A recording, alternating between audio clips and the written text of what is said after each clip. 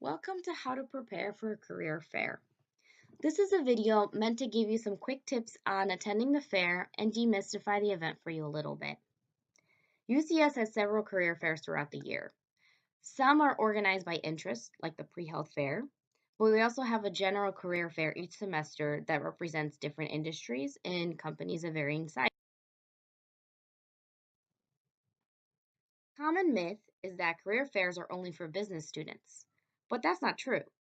We have companies in industries like construction, STEM, advertising, and human resources, just to name a few, and that's in addition to those business industries. You also don't have to be a graduating senior to attend because there are companies offering internships during this time too. Employers also want to see students of varying class levels and varying majors as well. If you've never been to a career fair before, this is a picture of what it looks like. Each employer has a table along with handouts and other information. Some companies will bring several employees while others will only have one. And they can either bring a recruiter or employees who work in a role that's similar to the one that they're recruiting for. Preparing for the career fair can be your greatest asset. Because of the amount of students and employers attending, it can really help you to be thoughtful on how to make the best use of your time, and it can help you with feeling confident when you're talking to an employer for the first time.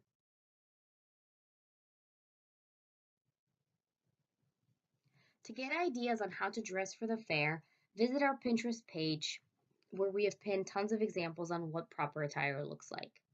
The general rule of thumb is that you can wear business casual when you're looking for an internship, and that you should wear a suit when you're looking for a full time job.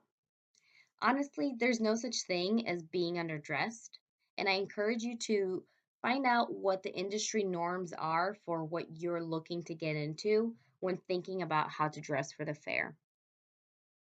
A few general tips is to be sure to wear a belt if you're wearing pants. Avoid wearing a skirt that's too tight or too short. Same advice goes for blouses. People will notice these types of things. Keep your facial hair neatly trimmed and your attire neatly pressed. The way you dress is an expression of who you are. And if you have any concerns about dressing for the fair, please come talk to a career counselor and we can talk through that with you. If finances are a concern when you're dressing for the fair, please know that we have a Style for Success stipend for our office. You can find out more information about that by going onto our website. You can find a list of employers who are going to the career fair on Handshake to help you decide who you want to talk to. Expect to spend 3 to 5 minutes talking to each employer, and think about the fact that some employers might have a line of students waiting to talk to them when you're thinking about how much time you should factor into spending at the fair. If you're able to, try to attend the fair earlier on in the day while recruiters are still fresh and haven't already spent hours talking to students. There's going to be shorter lines at the tables too. Make a plan of attack. Look at the map to see where your target employers are.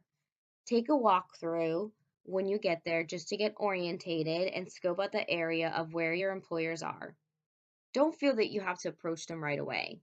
Take a moment to think about what you practiced that you'd say and approach whenever you feel ready.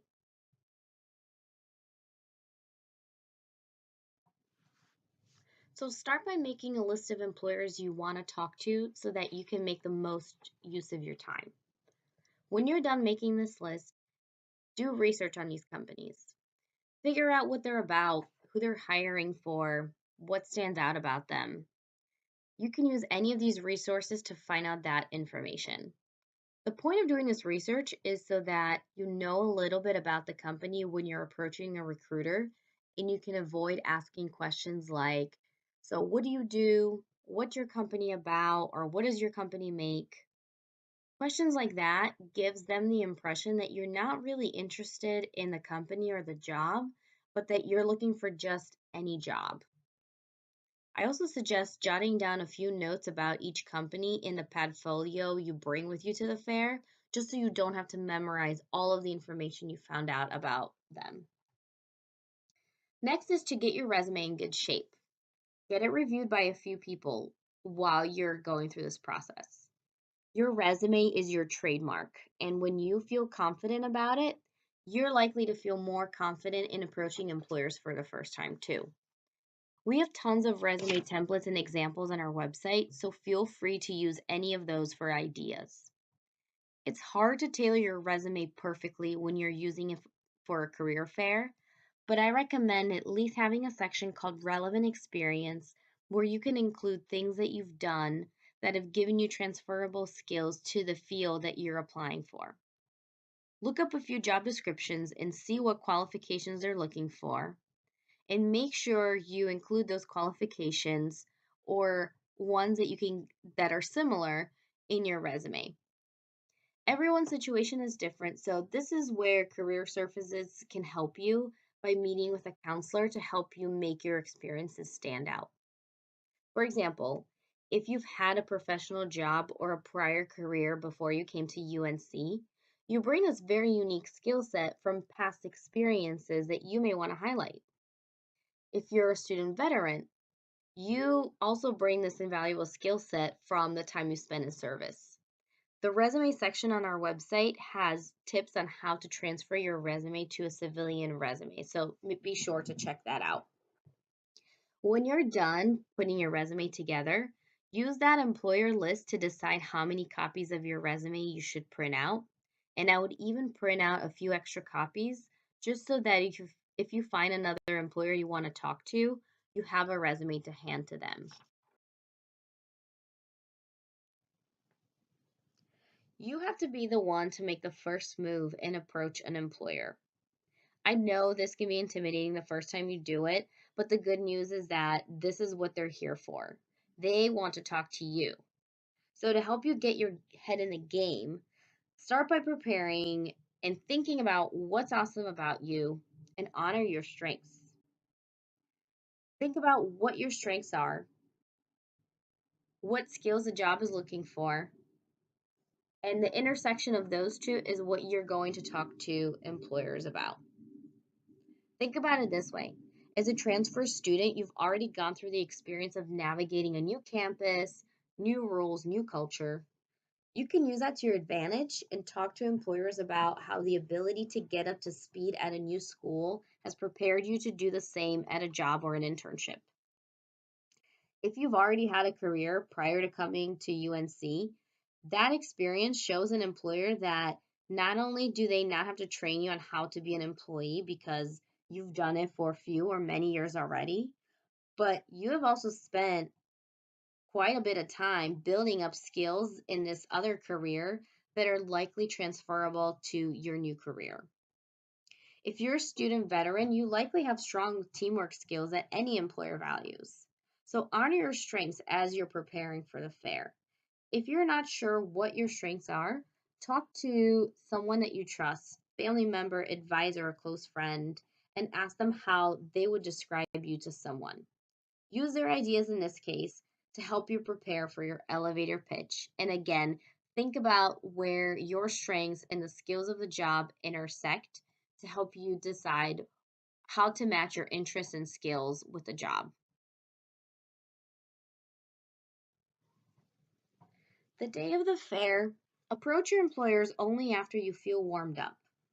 So, this might mean that you talk to a few people to get your elevator pitch right and make a few adjustments if you need to. Your elevator pitch is your introduction to the employer about who you are and why you're there.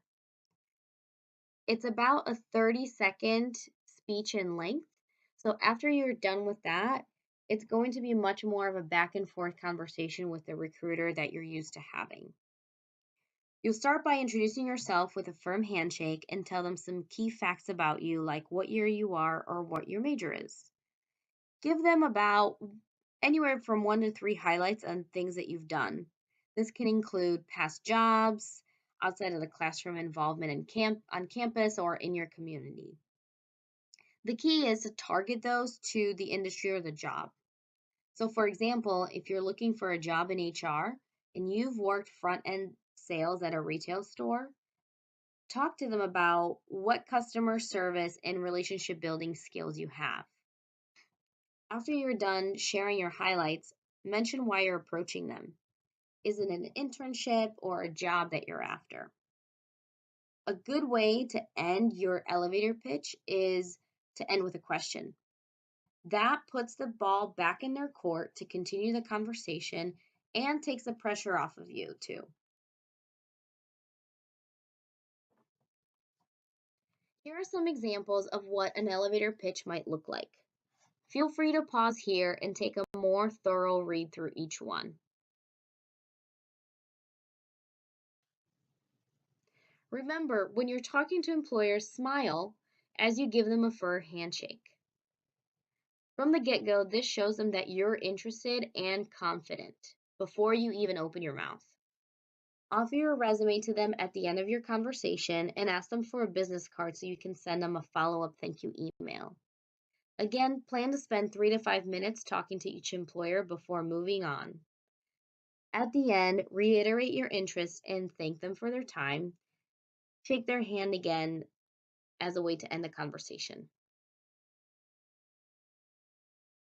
Before you part ways, leave the door open for future interactions by asking one of these questions. These questions also give you something to mention in your thank you email that you'll write to them later. Sending them that thank you email can solidify your presence in their mind, and they will remember to look out for your application. Hopefully, these tips will help you to demystify the career fair process for you a little bit. As always, know that we're here to help you practice your elevator pitch or talk through how to use your strengths in this situation. Feel free to discuss any of these with a career counselor by making an appointment through Handshake. And good luck!